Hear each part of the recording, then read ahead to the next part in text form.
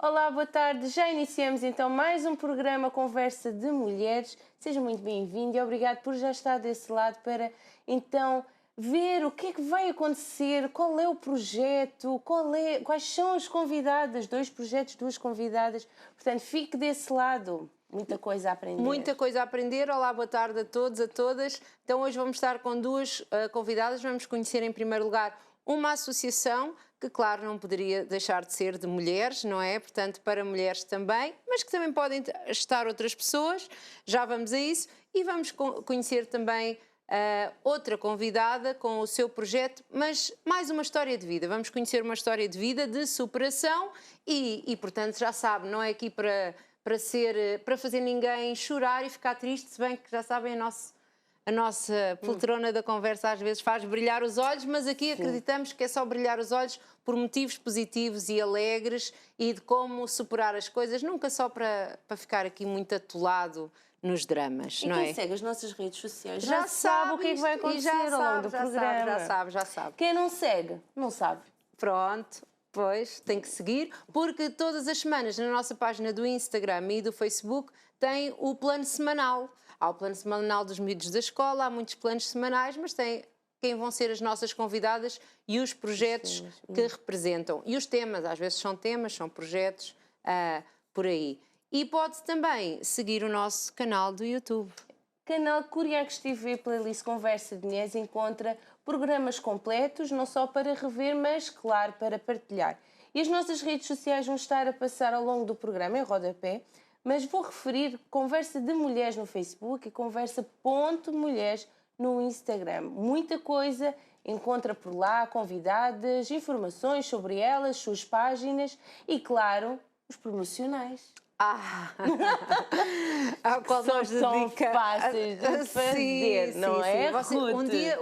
Um dia temos que pedir para filmarem todo desde o princípio até chegar a vocês o que é que acontece no promocional, porque aqueles 20 segundos que vocês veem, na realidade, são mais alguns minutos da nossa vida, com muitas risadas e muitos disparados pelo meio.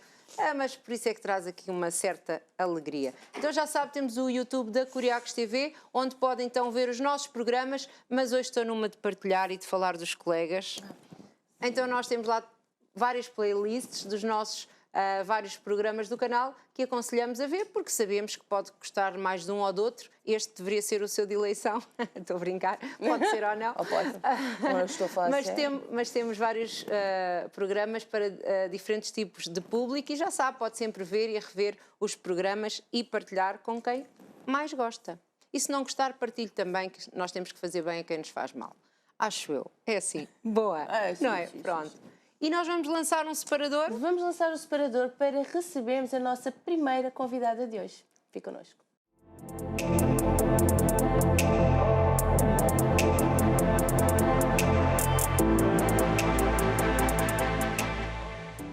E pronto, já cá estamos nós, depois do separador, então damos a conhecer as convidadas. E agora, neste momento, temos a doutora Raquel Véstia.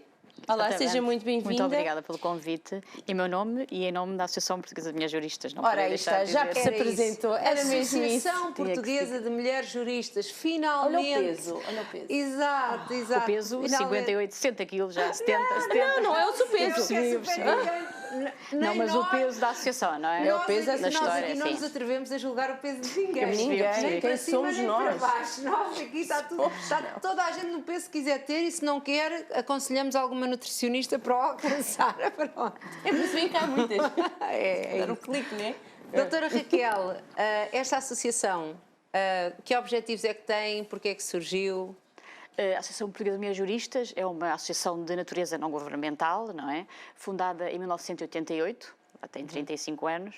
É nova. Ainda é novinha, é uma criança, nova, ainda é uma criança, mas mas não com já muitas conquistas e continua sempre a avançar perante os novos desafios.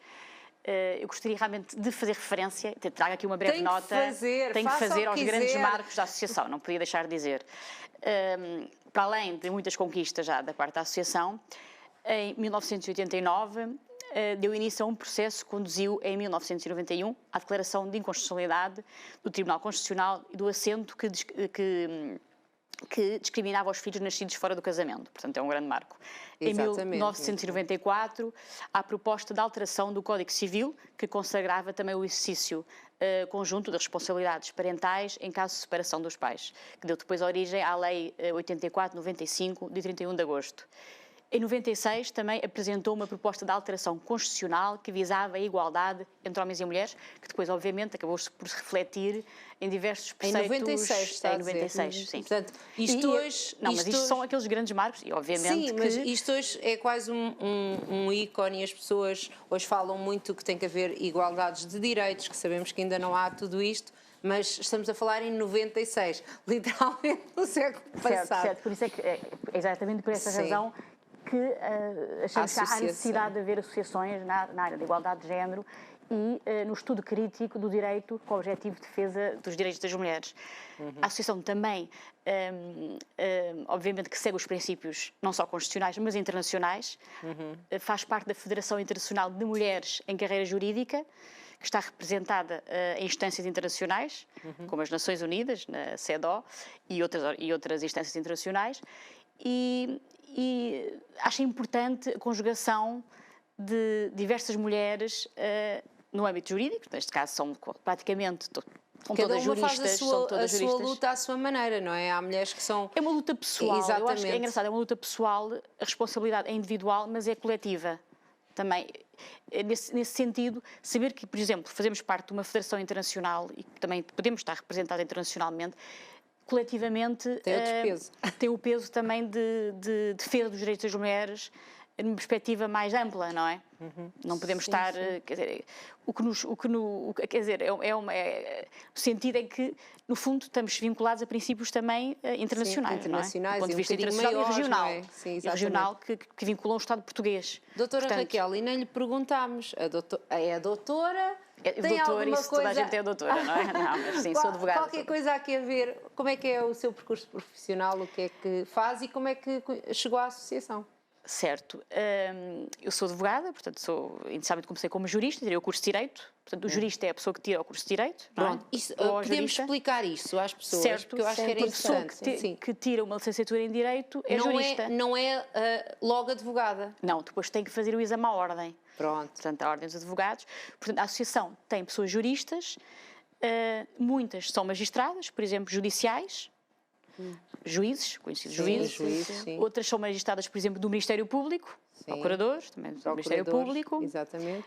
Outras são só por si juristas, têm o curso de Direito, não é? E que têm vários cargos ministeriais, empresas, não é? exatamente, funcionários públicos, seja, nas empresas. E não posso dizer o nome das pessoas, mas há muita gente em cargos não vamos, a gente já sabe exteriores, políticos, que a associação sim. Há muita gente da associação, sim. Só queremos falar o que pudermos falar. Claro, eu também se pudesse dizer tudo. Sim, mas eu acho que é muito interessante, porque sempre tentamos neste programa de uma maneira light, descontraída e em forma de conversa, como é o título do programa. Mas isso por acaso só agora à parte, um desafio que eu achei interessante, uma conversa que é fraturante, complexa, não é? Sim. Trazer para o ambiente informal até pode se tornar um grande desafio. Sim, mas nós tentamos chegar assim às pessoas e acho que é interessante falar sobre isto. Há juristas, há advogados, há juízes, procuradores do Ministério Público. São os mesmos efetivos. Exato. Mas associações nesta área, desde que se identifique, obviamente, com o objeto social da associação, poderão associar-se. Portanto, homens e mulheres... Até homens, na Associação homens podem associar-se. Portuguesa das Mulheres Juristas. Podem ser agregados, sim, faz parte do Estatuto da Associação, podem agregar. Não há, neste momento, penso eu, que não há nenhum homem. Eu acho que o facto de dizer Associação de Mulheres não deve ajudar. Não chama muita atenção para os homens, não é? Pode ser ali logo ali. Está a ser uma barreira deles acharem isto. Ou não, podem achar. Mulheres, vamos juntar, não é? Para destruir. Também pode ser há sempre um lado para vir. Eu não podia deixar agora de falar de destruição, de falar do simbolismo desta t-shirt. Pronto, que foi... consegue-se ver bem, sim. Para o dia 8 de março e foi feita por uma pintora, também juíza, e está à venda no site da Associação. Depois, se quiserem ver, provavelmente estará à venda na loja da Associação. Sim. Alguém quiser.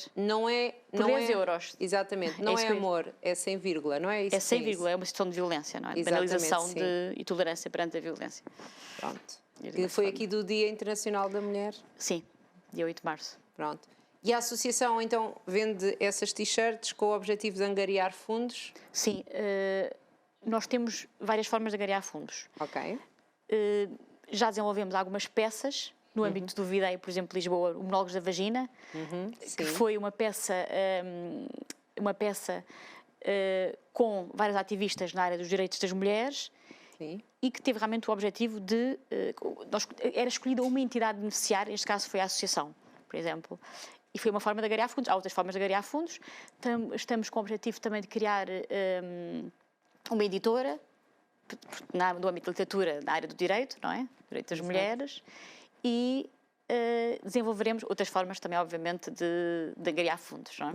Porque, na realidade, as pessoas às vezes... Porque nós somos voluntárias, não é? Exato, no trabalho, sim. Sim. E as pessoas acham que, se calhar, aquele que luta pelos direitos é só aqueles que vão lá para a frente fazer o barulho. Há várias formas de ativismo, não é? Mas, exatamente, vocês lutam com as vossas armas, as vossas ferramentas. Até dizem que o novo ativismo existente, que é a nova vaga do feminismo, é o ativismo de sofá.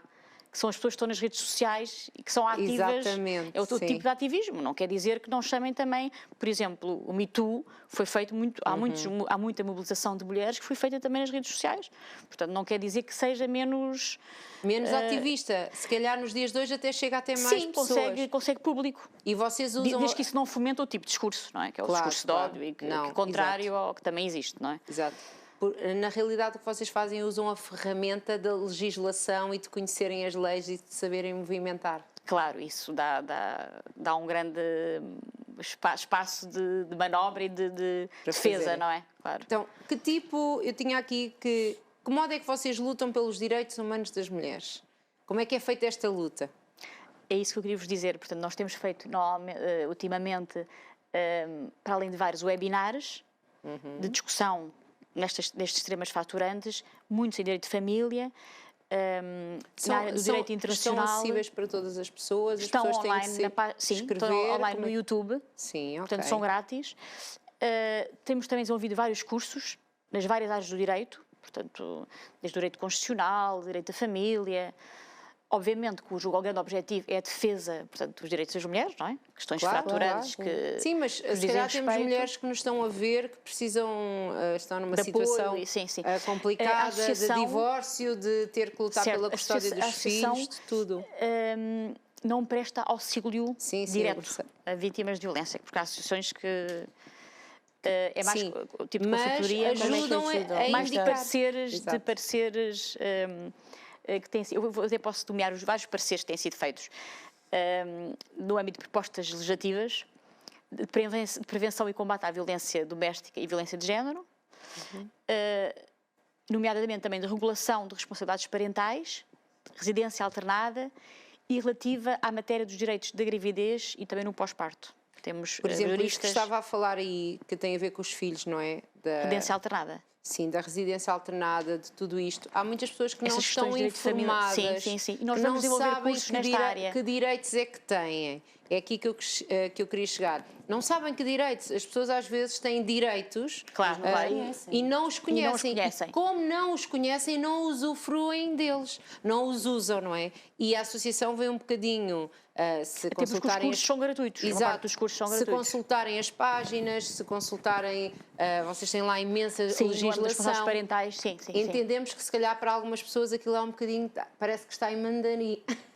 Mas não está. Não, mas não está em português. Mas há outras pessoas que não, que até teriam ali uma costelazinha de jurista e que até que muita conseguem, gente, sim, que conseguem se orientar para também saber como é que podem... jurídica. Exato, como é que se podem orientar, defender, fazer valer os seus direitos, não é? Porque não é porque é mulher que vai ficar privada dos seus direitos. É isso que nós queremos aqui dizer, não é? Claro que não, pelo contrário. Exato, nós queremos dizer que é o mais valia ser mulher, exatamente por ter essa capacidade de lutar contra as várias discriminações e conseguir defender os seus direitos. Portanto, as pessoas podem ir assistir a esses webinars. Sim, nós temos vários webinars online, vamos desenvolver novos projetos e novos cursos também, que provavelmente vão estar disponíveis online para depois assistirem. Portanto, são gratuitos, têm sido até agora gratuitos. Pronto, pelo menos. E é bom porque a pessoa fica muito mais informada. Claro. Nós temos um projeto também muito interessante, que agora com a pandemia foi quase impossível, que é o projeto Hoje Não, que é a simulação, é perfeita em várias escolas do país,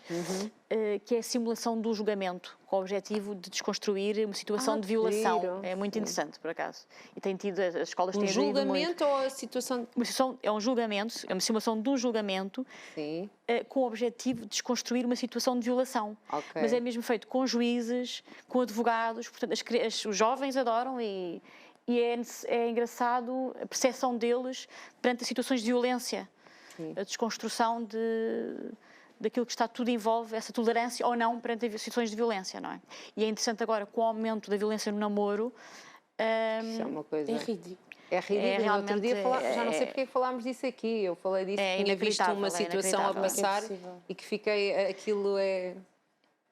Pela percepção, é necessário desconstruir socialmente essa percepção do que é... Aliás, é curioso que essa percepção de discriminação, esta construção social dessa diferença está na origem de qualquer forma de discriminação contra as mulheres.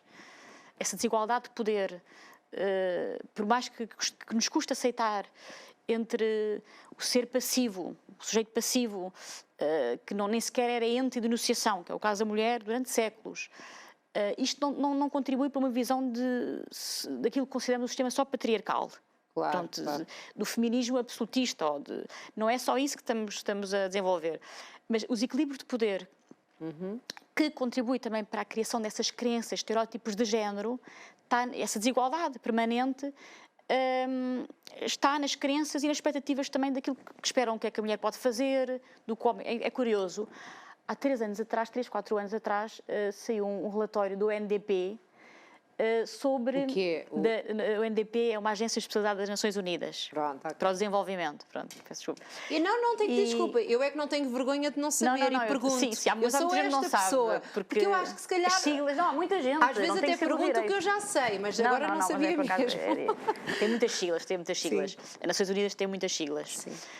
E foi feito um questionário a várias pessoas e depois foi produzido esse relatório na Europa e não só, portanto foi global, do que é que as características que achavam adstritas ao masculino e aquelas ao feminino. Sim. E há 3 anos atrás, estes estereótipos continuavam. A mulher passiva, que não tinha, portanto, a mulher que era agressiva, por exemplo, era considerada uma mulher ou melhor, uma mulher com capacidade de liderança é por sua vez demasiado agressiva, portanto, e essas eram características que achavam que eram adstritas ao homem. Portanto, que não eram da mulher. Não é cá de Portugal, Não, é global, essa crença global. Que era uma das perguntas que tínhamos para lhe fazer, se nos podia dar uma perspectiva internacional dos direitos das mulheres. Essa pergunta é muito... É muito difícil, não é? Não, é fácil em certo sentido. Sim. Se pensarmos que eu acho que há 3 grandes questões fraturantes que modificam um bocadinho o panorama global e o desenvolvimento dos direitos das mulheres. Há grandes desafios e eu acho que há grandes obstáculos. De uma forma muito geral.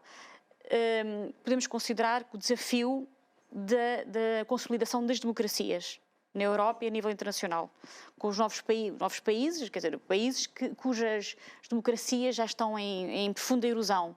Temos o caso, por exemplo, a nível europeu da Turquia, desvincula-se da Convenção de Istambul, da Polónia, portanto, com o ataque constante aos direitos sexuais e reprodutivos, portanto, que são realmente obstáculos ao desenvolvimento dos direitos das mulheres a nível global. Temos uma situação muito concreta das novas guerras internacional. Sim, exato, claro. Temos o caso que não é uma nova guerra, que é a guerra na Ucrânia, não é? Exatamente. Que eu também gostaria de prestar aqui a minha solidariedade para com as mulheres ucranianas, mas não só para com as mulheres ucranianas. Acho que é uma guerra, as novas guerras são globais, portanto, acho que devemos estender essa solidariedade. Já não fica só ali naquele... Às mulheres da Síria, na Palestina, no Afeganistão, que vivem situações de violência armada e disseminada em constante conflito. E a situação específica da pandemia, que expôs também as mulheres a novos desafios com o aumento da violência. É verdade que muitas acabavam por não apresentar queixa, e as denúncias eram muito poucas, por medo, por receio, por estarem a viverem num ambiente doméstico, não é? E a exposição à própria vulnerabilidade da pandemia. Temos muitas mulheres, obviamente, a trabalhar no setor do cuidado, na linha da frente contra a Covid-19, portanto, exposição dessas mesmas vulnerabilidades a todos os níveis, portanto, psicológico, físico, a nível de precariedade, portanto, isso realmente eu acho que são grandes desafios que... A nível internacional. A nível internacional e eterno. E como é que Portugal fica aqui, a seu ver, no ranking de estamos a andar no bom sentido, não estamos a andar no bom sentido? Não, é engraçado, se tivermos em consideração, por exemplo... Não, Portugal...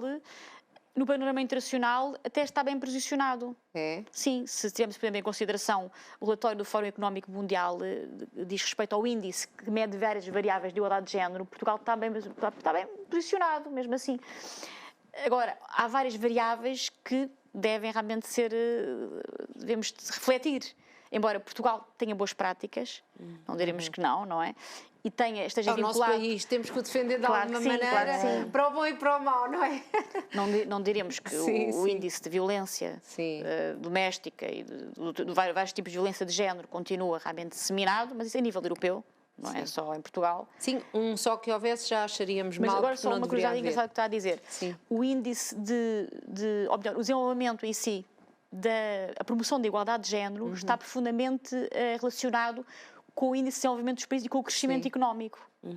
É engraçado, os países mais desenvolvidos são aqueles que têm maior índice ou melhor, que promovem mais a igualdade de género, o que não quer dizer que há um paradoxo, por exemplo, nos países nórdicos, como a Noruega e Suécia e Finlândia, não quer dizer que não tenham igualmente violência. Sim, claro. Mas são países que promovem, portanto, os direitos políticos, civis das mulheres e que elas estão melhor representadas. Por exemplo, no diz respeito, não só ao nível de violência, mas quando é que Portugal está, no que diz respeito à igualdade de género, no que diz respeito à representação política e das mulheres nos cargos políticos e ao diferencial salarial entre os homens e mulheres, há realmente um grande gap, um gender gap bastante grande. Que é, esta igualdade salarial ainda não existe, não é?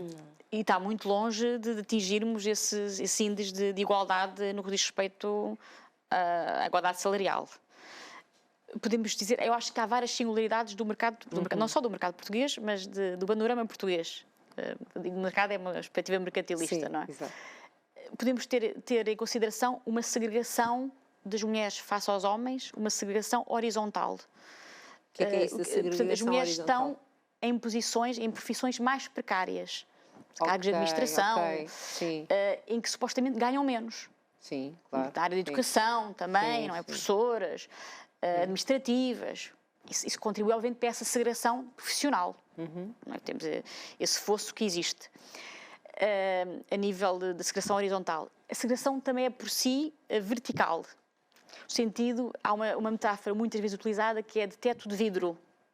A impossibilidade das mulheres de chegarem a cargos cimeiros, cargos de chefia, porque existe, na realidade, um teto de vidro.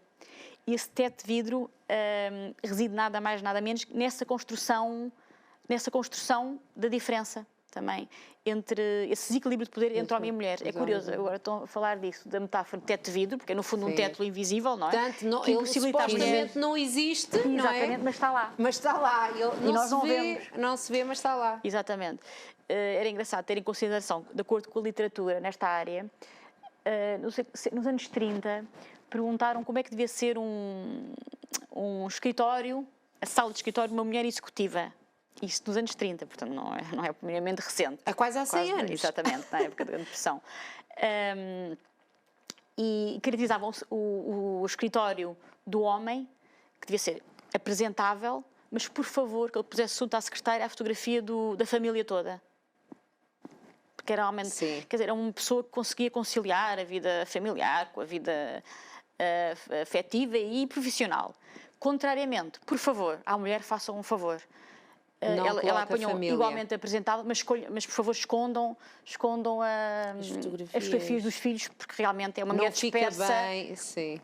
Esta discriminação, no fundo, estas expectativas do que vemos no feminino e masculino realmente são muitíssimo diferentes, não é? E o que é que pode uma mulher fazer se sentir isso? Há alguma coisa que realmente possa fazer uma mulher que sinta que na sua empresa poderia ser promovida, mas não é única e exclusivamente porque é mulher, em detrimento de outros? Temos que ver que tipo de discriminação. Se é discriminação salarial, se é discriminação de género, em função do género, e se está estipulado ou não no âmbito do Código de Trabalho, não é? Porque promove exatamente, é um princípio constitucional, a promoção constitucional e também europeu, que diz respeito à igualdade e não discriminação, portanto, no trabalho. Sim, mas trabalho igual. Mas eu fico a pensar assim, trabalho igual deveria dar direito a salário igual, mas na realidade há sempre algum motivo que se consegue fazer a coisa de outra maneira, ou não? Dá sempre para dar a volta. Não, mas é curioso que consideram que os homens, mesmo em cargos de chefia, exigem muitíssimo mais das mulheres. Dos seus próprios salários. Okay. São capazes de negociar mais. O que é uma pena, porque as mulheres... os homens têm maior capacidade de negociação. Sim, têm maior capacidade de exigência de maiores salários. É engraçado, muitas vezes através de prémios, não diretamente através do salário. Sim, não é? sim, sim. Pois, através de prémios e atribuições. Sim. Há agora este lugar para ser promovido. Há 3 ou 4 pessoas que poderiam ser. Eu posso dizer que a pessoa A, em detrimento da B... Mas há logo aí um princípio basilar que muitas vezes não é salvaguardado, que é a transparência. Muitas vezes a transparência no âmbito das empresas, não é? E até no âmbito dos anúncios. Se reparar, isto é uma questão que tem sido muito posta em questão, não é? No que diz respeito aos anúncios de emprego, muitos deles, se reparar, não dizem a remuneração. Portanto, isso é que cria logo ali uma desvantagem relativamente às expectativas e àquilo que muitos não dizem. Já para depois... Por isso acaba por ser... Sim. Conseguir gerir. Mas está provado que, por exemplo, a nível de crescimento económico, seria uma mais-valia as mulheres estarem também em lugares de cimeio, porque são as pessoas que mais investem na educação, portanto, dos filhos. Isso seria realmente um progresso, contribuição para o progresso económico das gerações vindouras, portanto... e ainda mais as novas jovens, não é? Que estão numa situação de grande precariedade. Portanto, o nosso mercado atual tem contribuído para, também com o aumento do teletrabalho, com a pandemia também, sim. para a maior vulnerabilidade e... Por isso é que nós aqui estamos sempre a falar sobre empreendedorismo. Nem toda a gente pode ser apresentadora, não é? Exatamente, não. Mas mais à frente não hoje, mas mais à frente vai ficar aí, vamos ter novidades para si, vamos poder dar aqui também mais rúbricas e espaço em que falamos especificamente sobre alguns temas para trazer aqui conhecimento e as nossas telespectadoras, que por agora podem estar em casa, amanhã podem não estar e estar a abrir um negócio e saber o que é que precisam de fazer para serem mais autónomas. Doutora Raquel, nós... ainda temos... pronto. Agora de repente ganhei aqui... A Ruth só queria dizer, doutora. Mas agora a nossa produtora deu-me ali outra... Então, que conselhos é que nós poderíamos dar a uma mulher... Alvo de violência, ou diz respectivamente do que diz respeito a exercer os seus direitos, o que achar, porque podemos falar de violência doméstica, nós por acaso já tivemos aqui algumas pessoas a falar sobre isso, uma situação que a mim... Desigualdade salarial, era isso que estava a... Desigualdade também, mas uma situação que a mim também me toca e acho que ainda não falámos, foi sobre as mães quando se separam dos pais, das crianças, não é? Que ambos têm os direitos, porque aqui não há um mais importante, mas que as mães se sentem mais vulneráveis a poder lutar pelos seus direitos com os filhos. Apesar de ser de conhecimento geral, que sempre se pensa, pronto, os filhos devem ficar com a mãe, mas às vezes as mães não têm este poder argumentativo financeiro e tudo isso. O que é que seria um conselho para uma pessoa assim? Mas no caso de separação ou no caso de separação? Vamos, eu optaria pela mediação, não propriamente pelo litígio, não é? E também no caso de discriminação, como tinha dito. A mediação, exatamente. Da mediação familiar, não é? Antes de ir a um tribunal, claro, a fazer uma mediação familiar. Se fosse possível. Não digo o caso específico de violência doméstica, isso é completamente diferente, nem é possível. Mas, mesmo no caso laboral, é possível também a mediação entre o empregador... Também existe mediação, sim. Entre o empregador e o trabalhador. Quem são os mediadores? São juristas? Muitos são juristas, sim. Muitos são juristas. Muitos têm um curso de Direito. Portanto, são pessoas que uma forma alternativa de resolução de litígios, não é? Pronto. Portanto, não são aquelas pessoas que estão inscritas na ordem... Sim, é uma forma de conciliação, no fundo, para evitar os custos judiciais e os encargos do próprio processo, não é? Que é moroso E que valor judicial, legal é que tem depois quando se vai a um mediador? Tem um valor... peso, sim, tem o mesmo peso que uma relação que não seja uma relação judicial. Portanto, pode ser, é uma forma realmente de chegarem a um acordo. No caso laboral é mais complexo, não é? Tem algumas... Pode-nos explicar também? Sim, no caso laboral pode efetivamente também optar por uma solução de mediação, ou no caso de discriminação, como tinha dito, salarial, depois isto depende do tipo de discriminação que está, a discriminação de género, não é? Exato. Isto tem que ser bem Pois avaliada. Lá está, já percebi, há discriminação salarial, porquê? Porque exatamente, é que deve ser quê, não é? sim. Exato. Pode apresentar sempre, por exemplo, queixa à autoridade para as condições do trabalho, em que é avaliada a situação. CT, sim. Sim. À CIT, também, à Comissão para a Igualdade do Trabalho e do Emprego, portanto, poderá ser apresentada. Isso para evitar... E essas coisas... Para evitar Acontece litígio... alguma coisa quando se faz uma queixa aí ou não? Eu não trabalho na CIT, nem na CT, não pode falar. mas a questão é avaliada e, a princípio, mas depois demora algum tempo. Não é muito litígio judicial, não é? não é? Depois o litígio, se quiser, terão que levantar um advogado, não é? E poderão pedir apoio oficioso. Sim, para quem não tem... Que não tem recursos económicos. Acho portanto, que é a portanto, há sempre aqui uma solução.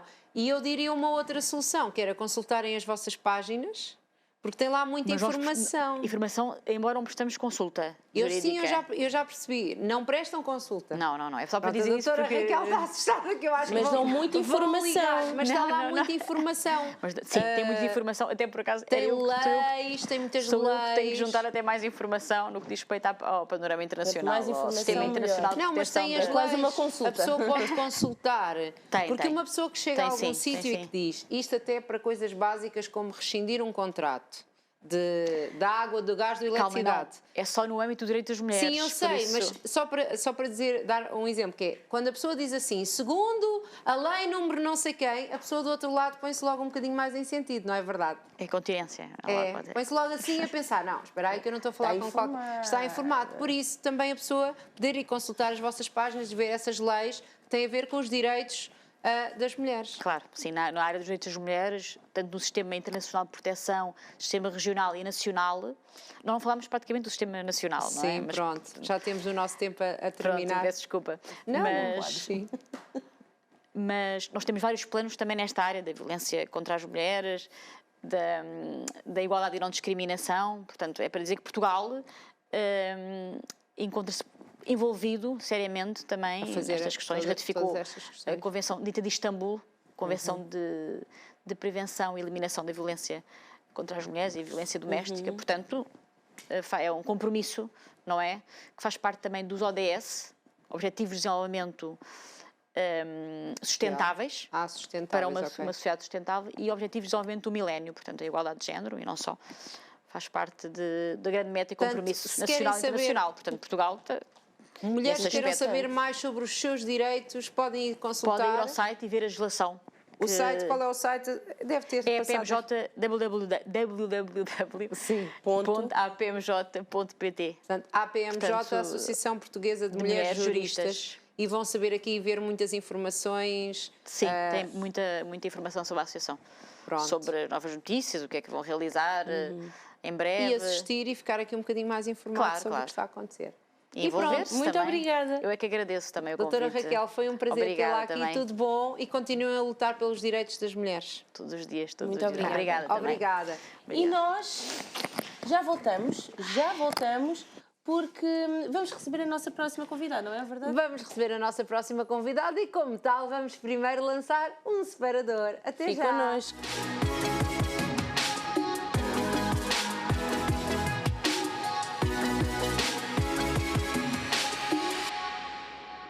Volta. Cá estamos. Exato. Já falámos aqui sobre os direitos das mulheres, já apresentámos aqui uma associação e agora vamos conhecer aqui uma história de vida. Exatamente. Então connosco temos a Tatiana Santos. Olá, Tatiana, seja muito bem-vinda. Eu é que agradeço. Então a Tatiana veio falar sobre vivência de endometriose. Esta palavra difícil e que ninguém gostava de ter na vida também. De certeza. Endometriose. Endometriose, exatamente. Endometriose. endometriose. Tatiana, Temos de falar mais sobre endometriose. Temos que Sim, falar não é tão mais. Tem uma falado, voz sim. muito bonita. Eu gosto sempre destas da rádio, vozes não é? graves. Não é que eu digo logo que Não, são vozes eu da canto. rádio. Canta. Quando não sou psicóloga, sou cantora ao fim de semana. Portanto, ok. Isto é uma... tenho esta isto- voz à Nick Cave.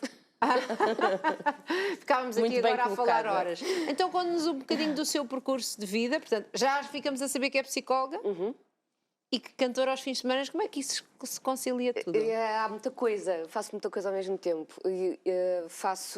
Sou psicóloga clínica há 15 anos. Antes fiz uma licenciatura em jornalismo também já passei por alguns jornais. Que E engraçado. atualmente estou a meio do doutoramento em História. Estou a estudar terrorismo, neste caso. Está a estudar terrorismo. Exato. Que Exato. interessante. História do terrorismo. Neste caso, coisas mais específicas. Estou a estudar grupos específicos bom, e se tudo correr bem, irei no final deste mês também a Praga apresentar um artigo sobre isso. Não é uma boa altura para si para o leste, mas pronto, é o que temos. Mas é o que vai ter que É o ser que agora. temos, exatamente. Uma aventura. É uma aventura. é isso. Então, e a música surge aí só? Tem que ser rápido, já não temos... Eu já vim aqui ao vosso canal apresentar um single. Sério? E é engraçado. E foi com a Cláudia? Não, foi no programa nas manhãs da TV. Os nossos colegas. Os nossos Exatamente. Colegas. Que eu ouvi dizer que reclamam, que dizem que somos da concorrência. Não somos, nós somos todos um mesmo canal, meus amigos. Exatamente. Cada um com o seu horário. Exatamente.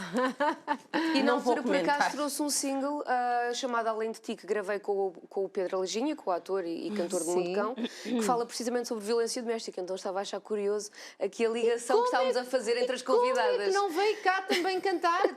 Tem que ficar aqui convidada para Pronto. vir cá apresentar. Ok, ainda com muito cantei gosto. essa música? Claro que sim, claro que sim. Pronto. Não é? Nós Já gostamos estás de a ouvir. planear um próximo. Eu gostei desta voz. Então, mas a Tatiana hoje vem-nos falar aqui do seu percurso, da sua vivência com a endometriose. Exatamente. Como é que isto aconteceu? Porque já vem aqui da mãe. Já, são aquelas maldições de família dos filmes de terror. Mas a gente Costumam aqui, ser estas. Nós somos cor-de-rosa, veja só. Então. Costumam ser estas as maldições de família. Sim. Normalmente não são os fantasmas, são as heranças genéticas, não é? Claro que há outros fatores que influenciam o aparecimento de endometriose, apesar de sabermos que a genética tem uma prevalência enorme. A minha mãe foi das primeiras pessoas a serem operadas à endometriose em Portugal, portanto já há mais de 30 anos, nem sabia o que tinha na altura. Era desconhecido. Era completamente desconhecido. Ainda hoje é um bocadinho desconhecido, Não se é? fala muito. Não se fala muito, não se fala muito. Não se fala muito e o problema grave aqui é que o diagnóstico leva uma média de 8 anos a ter a ser feito. Então vamos só aqui parar e dizer o que é isto da endometriose? Ok, a endometriose é o crescimento do tecido que reveste o útero, um tecido como o que reveste o útero, que é o endométrio. Né? Que dá caminho ao feto, né? Cresce fora do útero e que pode aparecer no cérebro, nos pulmões, no fígado.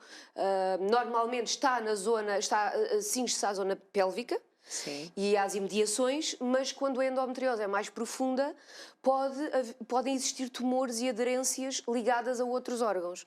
E aqui, para além dos sintomas da endometriose, temos os sintomas associados à lesão nesses órgãos. Portanto, como estamos a falar de um tecido que tem um comportamento como o tecido uterino, todas as modulações hormonais e ciclos menstruais, o tecido também modula e causa inflamação crónica.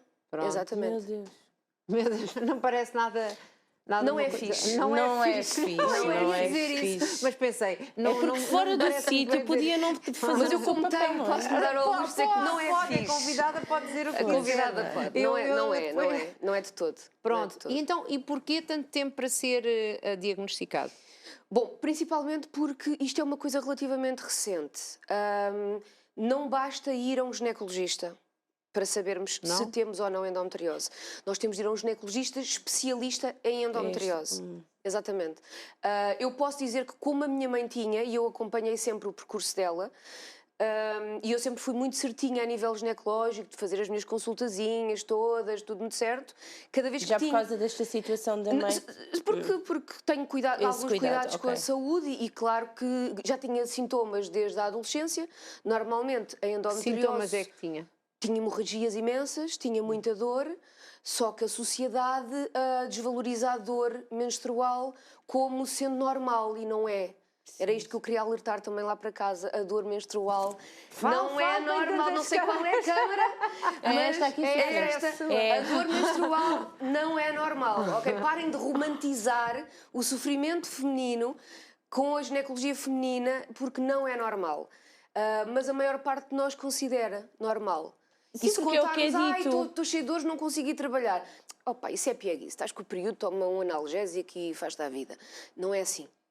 A dor, se for muito profunda, não é de todo normal. O normal na menstruação é a moinha de sentirmos que o aparelho está a trabalhar. Eu adorava quando me perguntavam, mas tem uma dor ou uma moinha?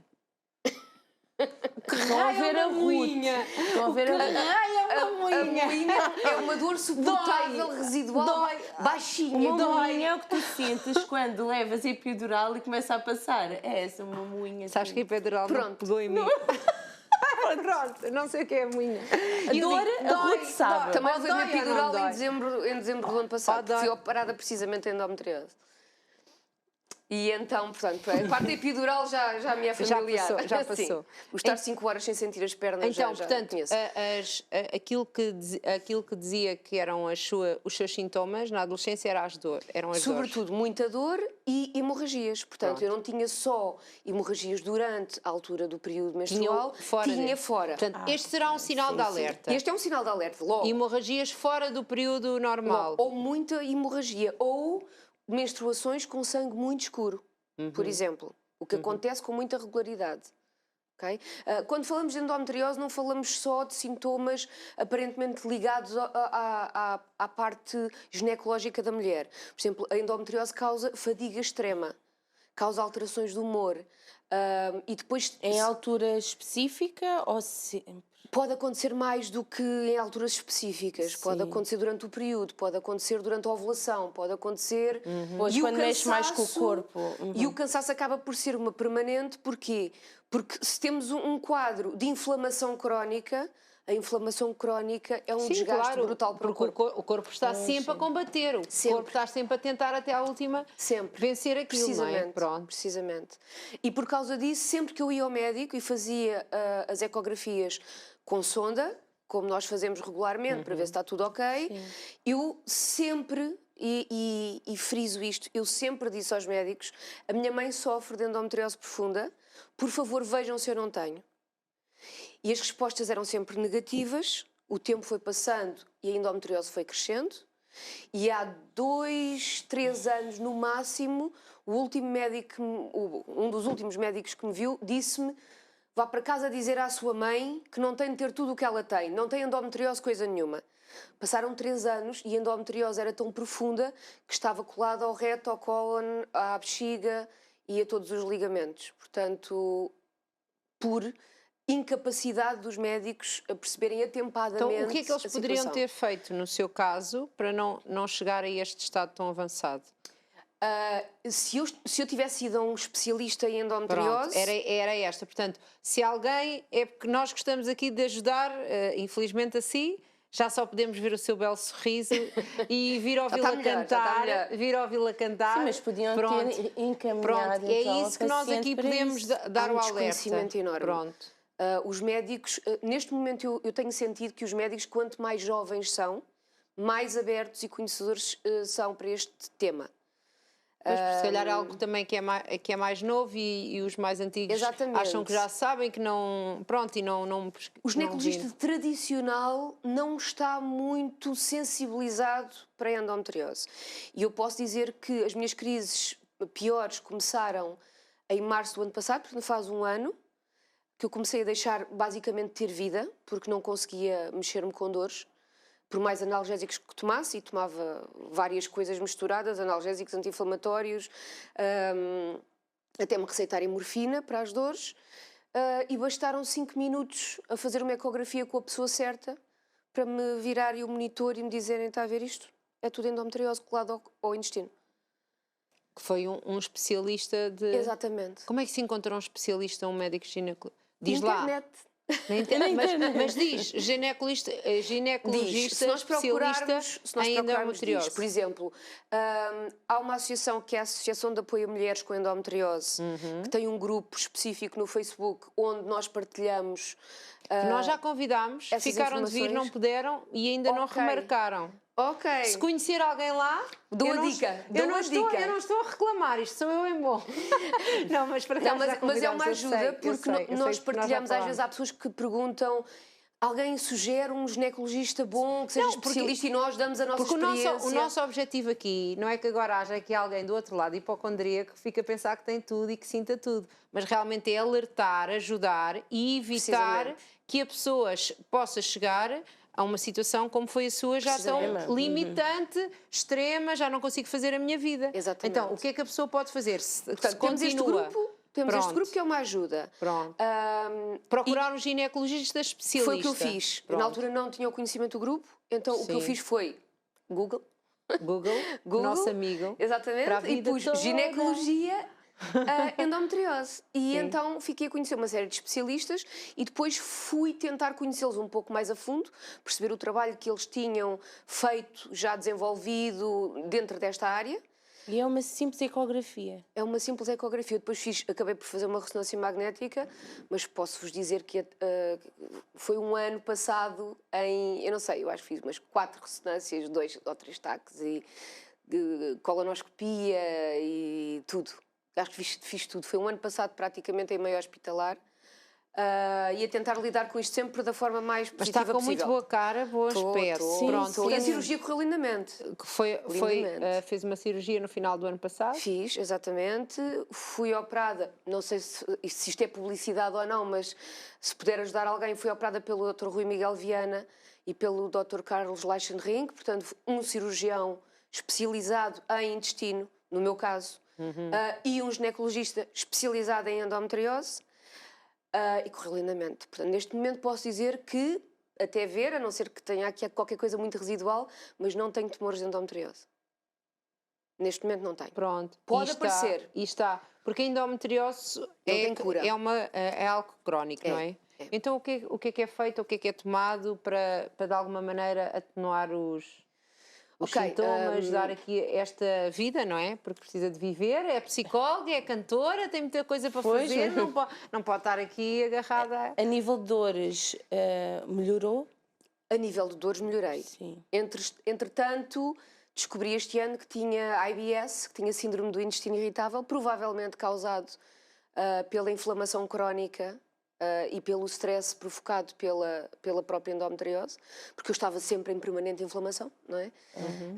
E agora tenho de lidar com isto, não é? Tenho de lidar com isto. Comecei a tirar mais tempo para mim, meti-me em aulas de dança, melhorei a minha alimentação. Pronto, e eu ia lhe dizer isso, eu não sou ninguém, sou só aqui a pessoa que se senta aqui na cadeira ao lado da Cláudia, mas que há muita alimentação que pode melhorar aí tudo isso. Muita. A alimentação é fundamental para pronto. quem sofre de endometriose. Sim. É para tanta coisa. É para tudo. É verdade. Lá está, é o carburante do corpo, é o tipo de combustível que nós pomos. Mas aconteceu, por exemplo, eu partilhei este percurso a nível de redes sociais, ainda não tinha diagnóstico, estava a partilhar o meu percurso e no meio desta descoberta e desta aventura recebi várias mensagens de pessoas que viam os sintomas ou viam o que eu estava a falar ou os vídeos que eu punha e foram consultar especialistas, descobriram que tinham endometriose, já fizeram as cirurgias e estou a falar de pessoas com metade da minha idade,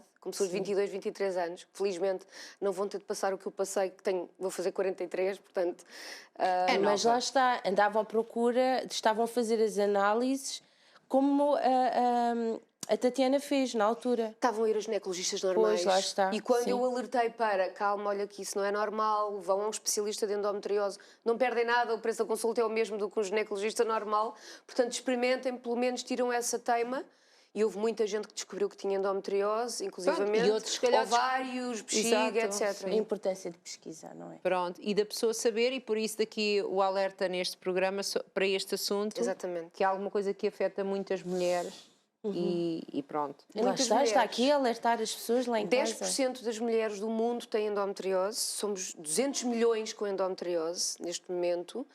É considerada pelo NHS, o Serviço Nacional de Saúde inglês, como a segunda doença mais dolorosa que existe. altamente incapacitante. Na totalidade das mulheres inférteis, 60% é por causa de endometriose. Porque uma das coisas que a endometriose faz é tornar as mulheres inférteis, exatamente, não é? Exatamente. Se bem que diz que a sua mãe tinha e nasceu. Nasceu a Tatiana. Está cá. Por acaso, na altura, a minha mãe teve vários abortos espontâneos, precisamente porque tinha isto e não sabia. E o médico depois, muito mais tarde, quando já se começou a perceber o que é que isto era, explicou à minha mãe que ela foi para Moçambique, o clima e as condições eram completamente diferentes, houve uma maior dilatação do útero devido às condições também climatéricas e eu consegui encaixar lá no meio daquilo tudo. E vai tudo para a África agora. Tudo para a África, ou para o Brasil, para zonas quentes, muito quentes. Foi a explicação, não sei se é verdade se não, foi a explicação que deram à minha mãe. A verdade é que ela não conseguia sustentar uma gravidez, não, era impossível e foi uma gravidez de risco, com muito sofrimento associado, mas eu estou cá. Está cá e valeu a pena. E ela também, com a endometriose dela, com quistos de endometriose no fígado, ainda a sofrer de endometriose e já fez 75 anos em fevereiro, portanto...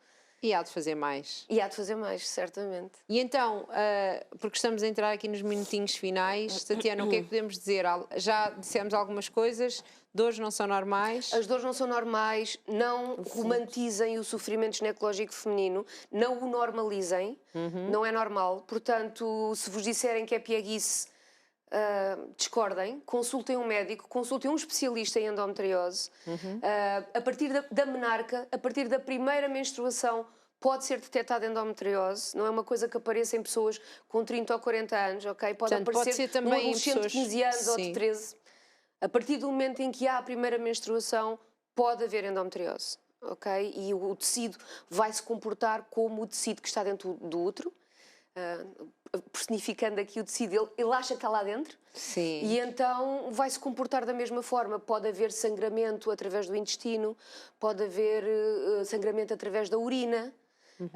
Estarem alertas de várias coisas estarem que alertas, não são normais. Exatamente, estarem alerta, terem uma alimentação cuidada, fazerem atividade física é uma ajuda muito grande na dor, no controle da dor. Fazerem psicoterapia ajuda imenso. Eu própria sou psicoterapeuta e faço psicoterapia. E na altura que este ano que passou, que foi mais duro, aumentei também as minhas sessões de psicoterapia para me ajudar a lidar melhor com isto tudo. Portanto, há várias ferramentas que estão ao nosso alcance. Mas sobretudo a prevenção. A detecção precoce. Exatamente, era isso que eu ia dizer. Sobretudo aqui o estar alerta e detectar, não é? Detectar. Nem que seja, vai lá ao ginecologista que é especialista e ele diz-lhe, não é nada disso, pronto, mas ótimo, aí já foi para descansar. já foi ao especialista e o especialista já lhe disse que não tinha nada a ver. Se for superficial, pode fazer uma pílula específica para inibir o crescimento do endométrio, para ajudar, e alguns anti-inflamatórios. Se for endometriose profunda, como no meu caso, vamos à faquinha. Pronto. E fazemos uma laparoscopia, ficamos com uns furinhos na barriga que já nem se notam, passou pouquíssimo tempo e já não se notam, e correu lindamente, e é o suficiente. Olha, Tatiana, nós temos que nos despedir, desejamos uma longa vida, obrigada, com muita saúde e sem dores, está bem? Obrigada, igualmente. Para continuar a cantar e ajudar fazer os outros. aquilo que mais gosta. Exatamente. Muito obrigada. Muito obrigada por ter estado aqui a compartilhar o seu testemunho, a sua vivência, não é? E nós vamos nos embora, Cláudia. Temos que ir embora, exatamente, mas voltamos sempre no próximo programa, pelas 15 horas, para lhe fazer companhia, não é? Todos os dias, segunda à sexta, às 15 horas, aqui na Curiacos TV, para trazer informação sobre associações, como foi o caso de hoje, para contar aqui um testemunho de vida que pode alertar e para, às vezes, cozinhar, dançar, cantar, quem sabe, não é?